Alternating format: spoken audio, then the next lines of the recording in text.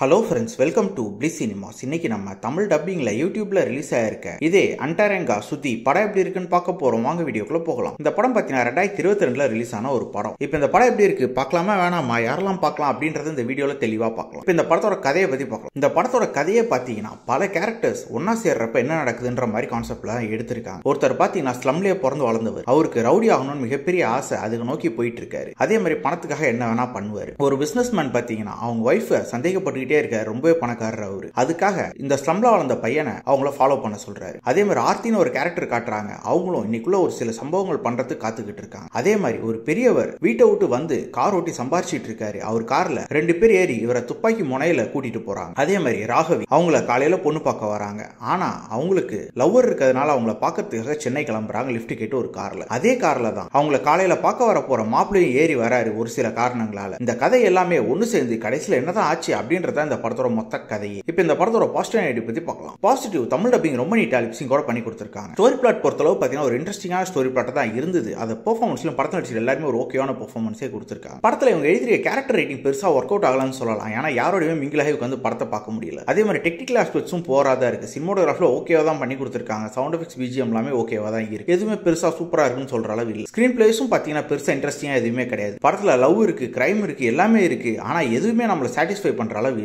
ஓவராலா பாத்தீங்கன்னா இது ஒரு பிளேவரேஜான படம் தான். வேணும்னா ட்ரை பண்ணி பாருங்க. இன்னொரு வீடியோவில் சந்திக்கலாம். தேங்க்யூ.